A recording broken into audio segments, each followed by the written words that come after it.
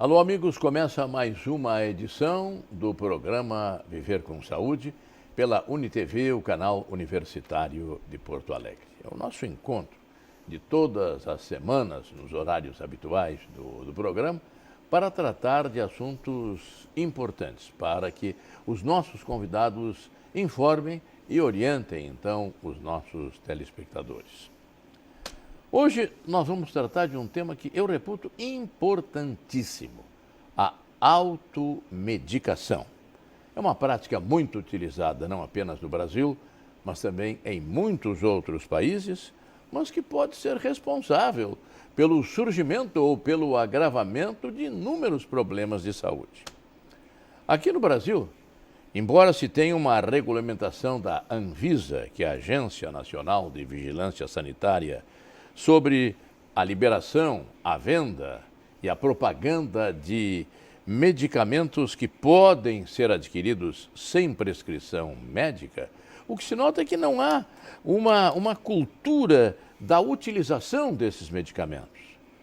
As pessoas não têm, assim, uma orientação a respeito de como usar, como fazer, as quantidades em que vão usar esses medicamentos, então. E essa inexistência de cultura, ela também causa muitos problemas. Então, esse tema da automedicação está na pauta hoje do Viver com Saúde, com a participação do médico João Carlos Santana, que é o chefe do Serviço de Urgência e Emergência do Hospital de Clínicas de Porto Alegre, ligado à Universidade Federal do Rio Grande do Sul. Satisfação, doutor João Carlos Santana, ou doutor Joca, para os mais próximos, não é? Satisfação em receber mais uma vez aqui no programa Viver com Saúde, e hoje para tratar de um tema, como de resto os outros também que foram tratados, mas para focalizar um tema assim importantíssimo. Quais são, doutor João Carlos Santana, as principais deficiências que podem ser notadas em relação aos medicamentos que são adquiridos sem prescrição médica? Porque, como eu disse no início, a Anvisa libera, digamos, os medicamentos para venda, para propaganda, mas ela não tem a responsabilidade de uma orientação quanto à forma de utilizar esses medicamentos. Bom, muito bom a gente poder voltar aqui e conversar de novo sobre esses temas tão importantes, porque aqui neste nosso programa nós sempre tratamos com um aspecto educativo. E talvez seja isso que falte. Determinados momentos em que a gente possa educar a população, o usuário do serviço de saúde, em todos os sentidos, desde diagnósticos, etiologias, manifestações clínicas, mas também tratamentos. Eu acho que existe uma pressão muito grande em todo o histórico recente da medicina moderna no sentido de medicalização. Sim, sim. Então é alguma coisa assim, nós sempre encontramos no remédio, na medicação, algo que pode trazer uma solução imediata. E com o tempo mais atual, assim, em que as informações estão na nossa mão, na mão junto ao celular, no Dr. Google, na informação imediata que se consegue, antes no rádio, mas depois na TV e agora mais na informatização mesmo, isso faz com que a gente sempre queira uma resposta muito assim aguda para um problema agudo. Sim. E às vezes uma resposta para uma doença crônica também que se perpetua. O que deveria existir é, de alguma maneira, que a gente soubesse que a principal fonte de orientação é o profissional de saúde que cuida da gente. Então esse profissional, é ele que vai dizer qual o tipo de remédio, qual o tipo de medicação, qual é o intervalo de dose, o que a gente pode utilizar, qual é o tempo de uso, né? Então, assim, tem várias coisas que acontecem em relação ao uso do medicamento. Então, tem a automedicação, qualquer situação que a gente possa imaginar. 90% das pessoas que podem usar medicação no Brasil e em vários países utilizam. Sim. Então isso não é uma prática só nossa. Então digamos que o principal motivo de necessidade de automedicação, se a gente pudesse fazer esse levantamento hoje, é dor. e a dor em qualquer região, seja dor de cabeça, cefaleia, dor muscular, dor nas articulações, nas juntas, mas dor é o principal motivo. Sim. E a gente usa uma determinada medicação sob orientação médica. Se não desse resultado, a gente passaria, quem sabe, para uma dose maior ou para uma nova consulta. O que as propagandas e as publicidades, sejam nos jornais ou nas TVs e nos rádios, dizem para a gente sempre? Se você tiver determinado uso de medicamento e esse medicamento não for suficiente, aí você consulta o médico, que é a propaganda disso. É a inversão? É uma inversão muito grande, porque assim, se os sintomas persistirem, procure o seu médico. Na verdade, procure o profissional de saúde, que na maior parte das vezes é o médico, e é a pessoa que estuda para isso, que se qualifica para saber como é que aquele medicamento atua dentro do corpo da gente. Então, o que deveria se fazer era consultar, usar a medicação, e eu não estou dizendo que em todas as consultas a gente precise de medicação, porque tem muitas consultas, tem muitas doenças que nem medicação precisa.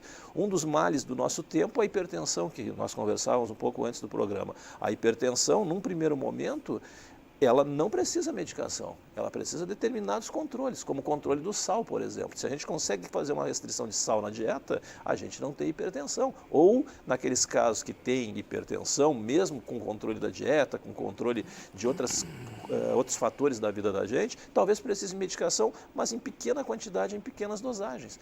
Se a gente não usa esses cuidados gerais, pior para a nossa saúde mesmo. Uma outra situação clínica muito comum, frequente consultas nas emergências, paciente que está gripado, em qualquer idade, seja o filho da gente, seja um nenenzinho pequenininho, seja uma criança escolar, seja um adulto jovem, seja um senhor, uma senhora, um idoso. Com gripe, procura o atendimento e imagina chegar num atendimento e não ser dado para ele, por exemplo, uma medicação, um antibiótico.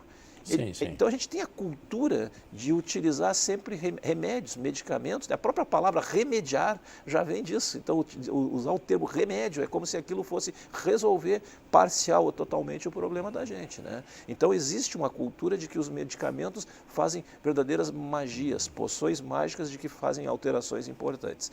E aí quando tu tem um sintoma tipo dor, tu não quer mais sentir aquele sintoma, tu usa de novo a medicação, seja porque a vizinha disse ou porque tu já teve uma experiência com aquilo, então tu passa a usar medicamento e tu não sabe se realmente aquele medicamento ele só alivia a dor ou se causa outros eventos adversos também, né? Isso é uma coisa bastante importante, mascar os sintomas. Então imagina só se por acaso a gente tem uma doença mais grave, o quadro clínico é inicial, poderia usar qualquer exemplo aqui, didaticamente vamos usar uma doença que todo mundo tem medo, meningite. Então a gente começa com febrícula, começa com uma dor leve de cabeça e de repente resolve usar um analgésico, um antitérmico.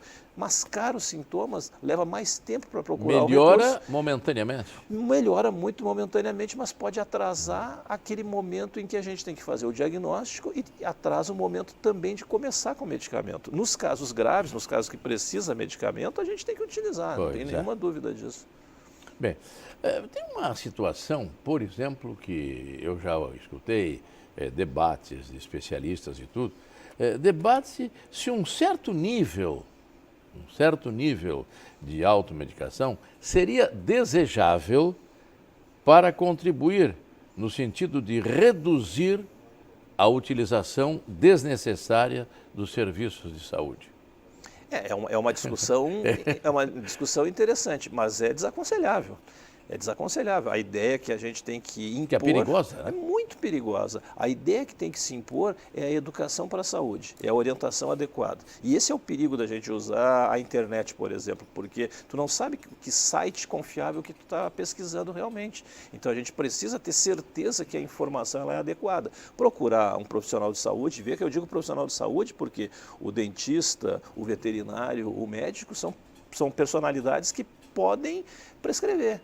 Então, assim, quando um dentista, por exemplo, ele diz qual o tipo de medicamento que eu tenho que usar para a saúde oral, para a saúde do meu dente, isso é fundamental que eu siga. Eu não posso ir na vizinha ou no Google procurar uma medicação para tentar resolver aquele meu problema bucal. Eu tenho que ir no profissional de saúde relacionado com isso. Claro. Então, assim, claro que os serviços eles estão lotados de pessoas indo, mas é o ônus que o sistema público tem que se garantir. Na verdade, tem que ter orientação quase sempre, né? Agora, digamos que o sujeito tenha uma pequena assadura. Sim. um pequeno desconforto. Tem medidas gerais para se fazer. Se ele já recebeu orientação para aquilo, que se cumpra aquilo e não precisa medicamento. A gente tem uma pressão muito grande para usar os medicamentos mesmo, né? Os medicamentos, seja pomada, creme, pílula, claro, injetável, enfim, né? Tudo isso. E a gente tem que saber em que momento aquilo é necessário. Então, como é que a gente chama essa prática? É o uso racional de medicamentos. Claro. Usa quando precisa. E a coisa mais difícil que existe, porque é fácil usar quando precisa, o difícil é orientar para não usar quando não precisa. É aquele uso abusivo de medicamento. Uso abusivo. Isso pode ser por qualquer um. Pode ser pelo usuário propriamente dito, ou pode ser, inclusive, pelos profissionais. Existe toda uma pressão para que se use, então a gente está em situações de conflito algumas vezes em que é muito mais fácil, às vezes, eu dar um analgésico, um antitérmico, do que orientar a mãe, por exemplo, que febre faz parte de um processo de defesa da criança e que aquilo não vai causar nenhum problema. Então, o que nós pediatras, por exemplo, a gente sempre recomenda? Deixa a evolução, se a criança estiver confortável, a gente não precisa dar um antitérmico para ela, não precisa dar. Por outro lado, esses pacientes vão nas nossas emergências e muitas vezes a gente, porque é criança, é pequenininho, parece que ele não sente dor, a gente leva muito tempo para usar um analgésico para ele. É mais fácil a gente usar medicação para febre, que é tão evidente que o sujeito tem febre, tem que usar medicamento, claro, do que para dor. Isso é uma coisa que a gente tem que se reestruturar, seja o serviço, seja os profissionais mesmo. Pois é. Não, falasse numa resposta anterior aí, a respeito da necessidade, digamos assim, da orientação de um profissional. Muitas vezes esse profissional não está acessível assim a qualquer pessoa. Mas eu me lembrei agora, no decorrer dessa conversa, o seguinte: seria o caso de reviver a figura do antigo médico de família?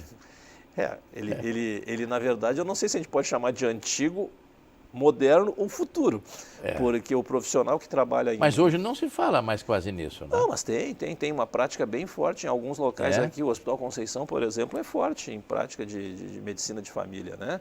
Então, assim, tem que se estimular isso mesmo, porque afinal de contas, quando se entra em contato com a família, fica muito mais fácil de fazer uma educação mais global do que a educação para um indivíduo isoladamente, né? Então, essa é uma prática interessante, essas orientações deveriam realmente ser seguidas. Não deixa de ser uma ideia a se estimular. Eu não sei hoje se o tipo de estrutura que se tem montada, em que nós todos pensamos em medicamento, em ir para o hospital, em procurar as emergências, se a gente consegue ultrapassar essas barreiras, essas dificuldades e compreender que medidas para a saúde podem ser tomadas todos os dias em casa com diversos outros profissionais que não só os médicos.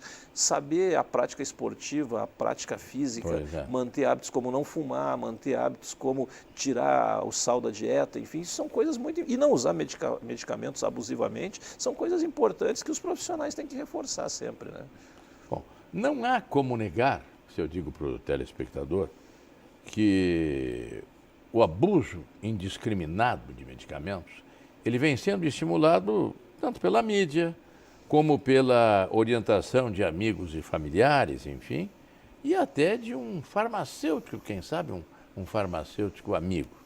E eu pergunto, então, ao nosso convidado aqui, o doutor João Carlos Santana, o que pode ser feito para, pelo menos, minimizar esse problema?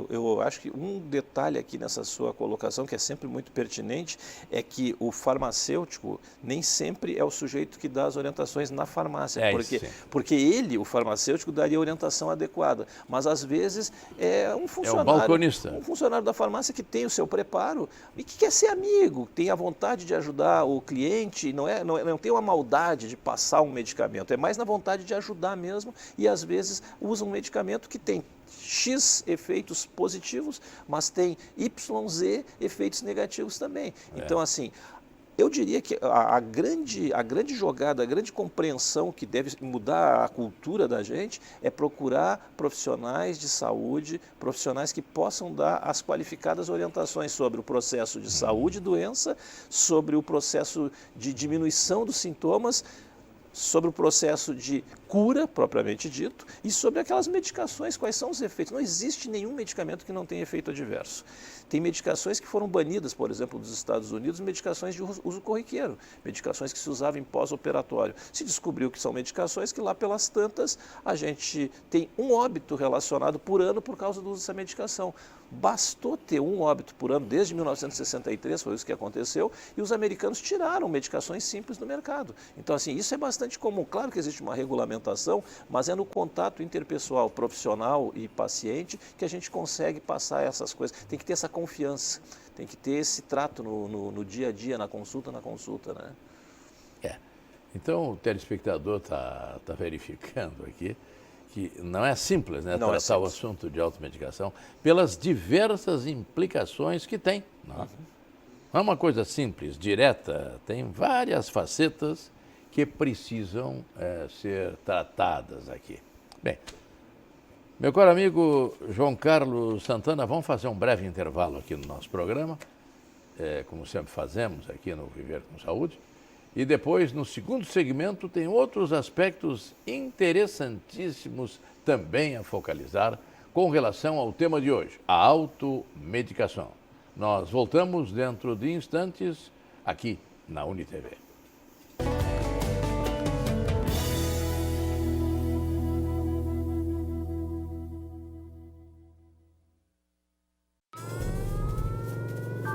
Há mais de 40 anos, um grupo de médicos criou uma organização de emergência médico-humanitária capaz de oferecer ajuda às pessoas em meio a desastres naturais, epidemias ou guerras, atendendo os mais necessitados sem se importar com raça, religião ou ideologia. Hoje, Médicos Sem Fronteiras envia equipes totalmente preparadas para responder a emergências por todo o mundo. Nossos profissionais são financiados por pessoas como você e eu. Conheça-nos, participe, apoie, porque juntos chegamos mais longe.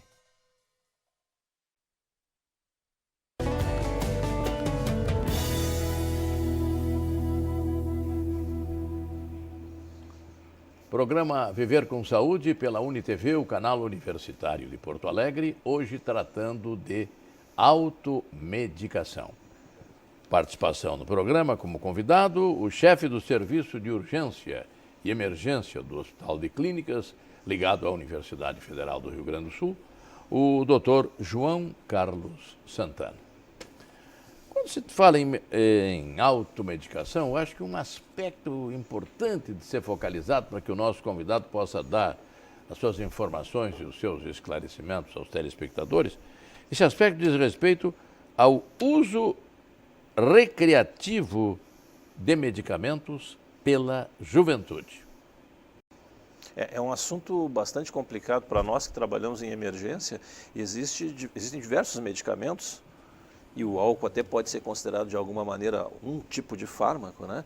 Mas existem diversos medicamentos que são utilizados de forma recreativa. Eu não vou citar nenhum deles aqui para não facilitar as coisas, mas existe medicação que é usada, por exemplo, para evitar náuseas e vômitos.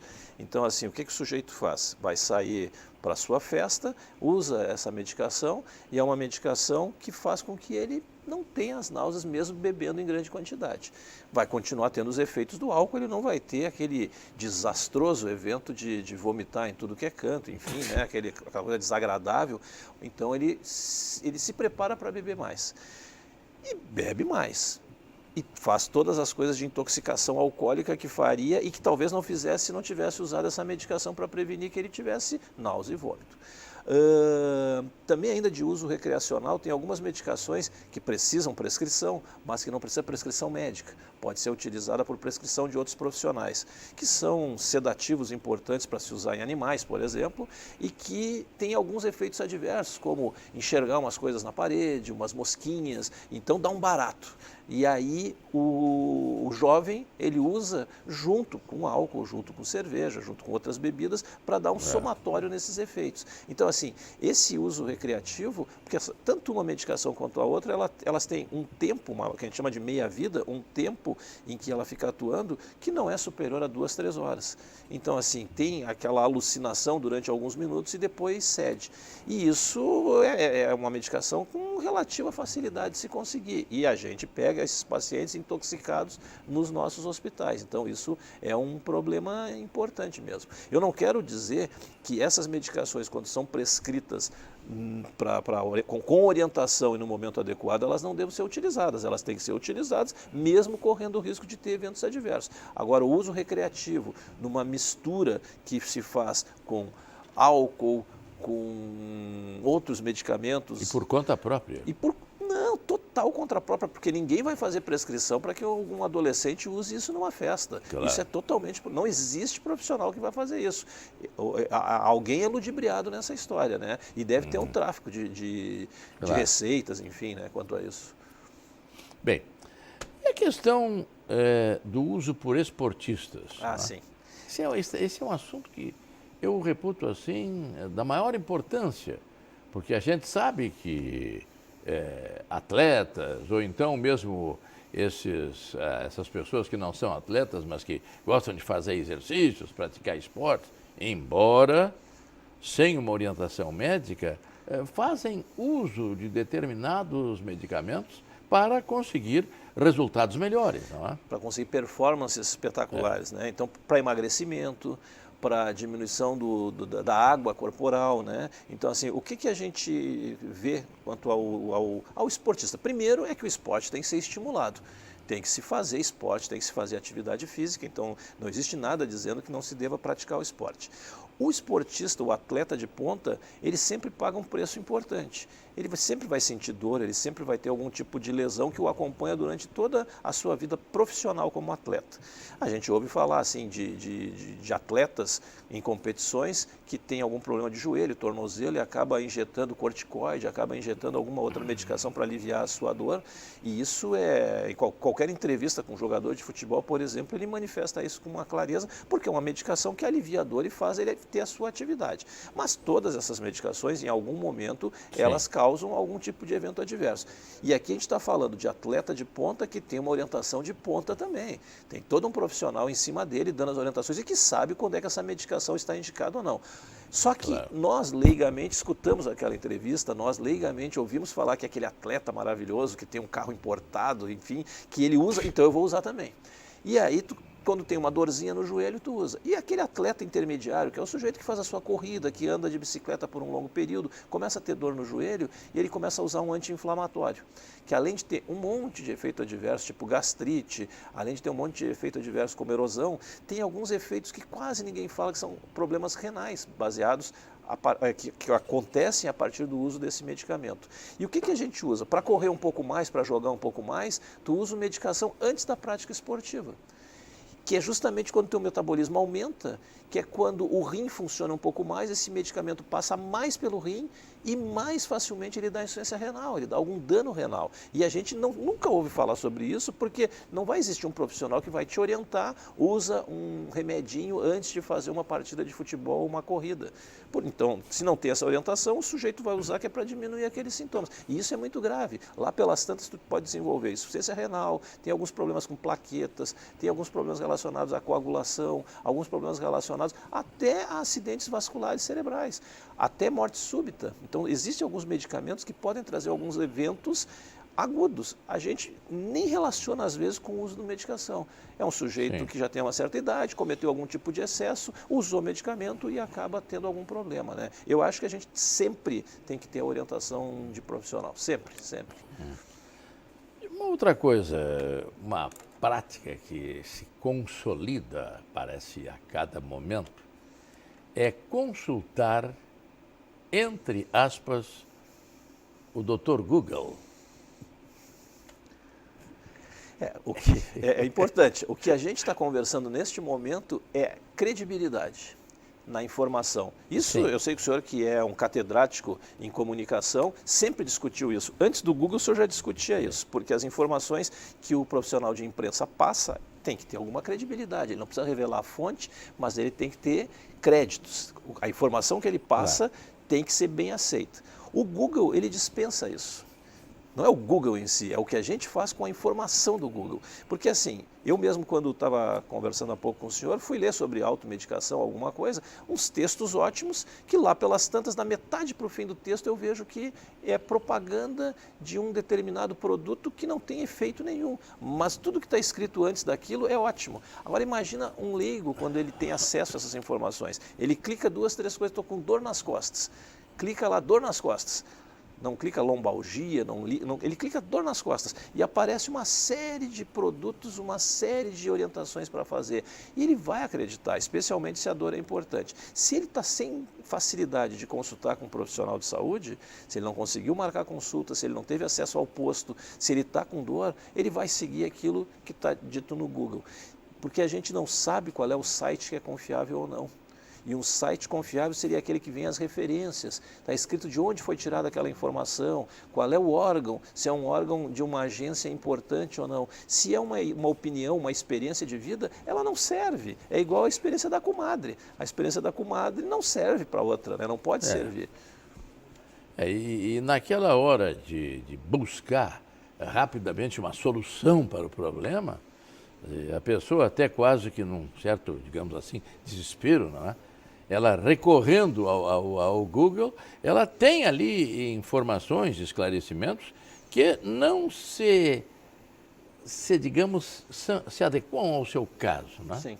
A maior parte das informações conseguidas na internet, em todas as ordens, elas não são adequadas. Em todos os campos. Eu ouso dizer que a gente tem que saber selecionar quais são as informações que realmente são adequadas. Porque é muito diferente eu escolher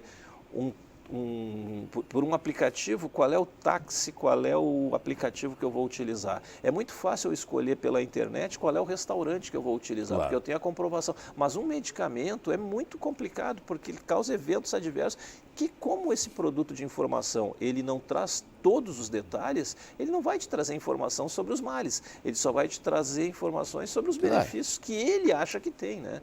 O objetivo dele é vender um produto, é vender uma ideia, isso me parece claro. E eu nem estou entrando nas fake news, estou entrando só na informação que as instituições colocam, que as pessoas colocam, e eu acho que o objetivo é desacreditar a maior parte dessas informações e ir atrás de um profissional que possa te dar umas orientações mais próximas do adequado. Pois é. Bom, mas de qualquer maneira eu acho que é interessante que se toque também no caso das receitas controladas, não é? Sim.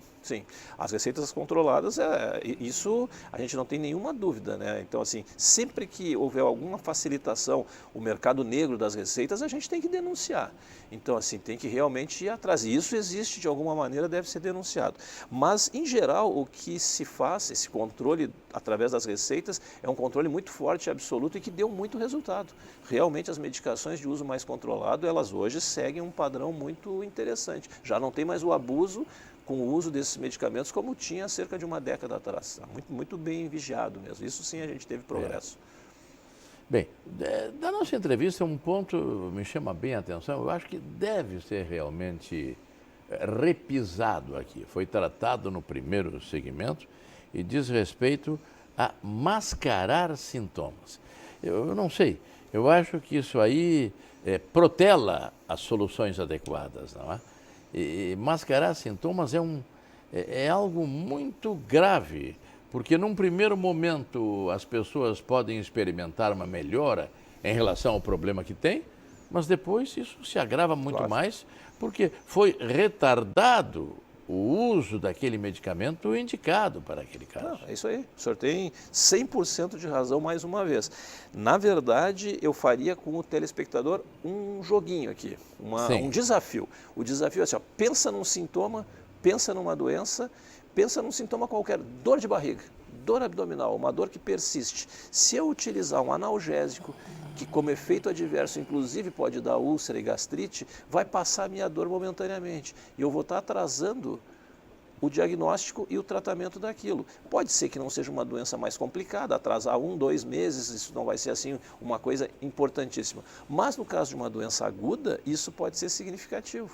Então, se uma criança, vou pegar um problema mais trágico, uma criança está com dificuldade para caminhar, dor no joelho, a gente dá uma medicação para ela, alivia a dor, tu pode estar atrasando o diagnóstico de uma artrite, tu pode estar atrasando o diagnóstico de uma osteomielite, tu pode estar atrasando o diagnóstico de um tumor ósseo. Então, assim, a gente tem que pensar na possibilidade de procurar o profissional que realmente te oriente, te aconselhe adequadamente. Pois é. Bem, 1 minuto, meu caro amigo João Carlos Santana, para uma mensagem final ao telespectador, tendo como base, talvez, apontar alguma solução para tentar reduzir essa prática da automedicação. Eu primeiro agradeço essa oportunidade e eu nem preciso 1 minuto, vai ser muito breve. Primeiro ponto, desacreditar nas informações que são leigas, nas informações da internet. E, consequentemente, acreditar, dar credibilidade ao profissional de saúde que realmente vai cuidar do bem-estar da gente, que vai nos trazer qualidade de vida e que necessariamente não precisa dar medicamento. Pode dar outras orientações que vão nos ajudar a usar cada vez menos medicamento, a ter esses produtos dentro da gente, causando os efeitos que tem que causar, mas também causando eventos adversos, que é o que a gente não precisa, além das doenças que a gente já tem, além do ambiente, ainda ficar ingerindo alguns produtos que trazem malefícios. Então, desacreditar na informação Google e da vizinha, da comadre, dos leigos, e acreditar muito nos profissionais de saúde que são qualificados. Bem, eu conversei, meus amigos, com o Dr. João Carlos Santana, chefe do Serviço de Urgência e Emergência do Hospital de Clínicas de Porto Alegre. Obrigado, João Carlos, mais uma vez. Obrigado. E sempre às ordens aqui para a transmissão dessas informações de grande utilidade para os nossos telespectadores. Obrigado também àqueles que nos acompanharam e até o nosso próximo encontro.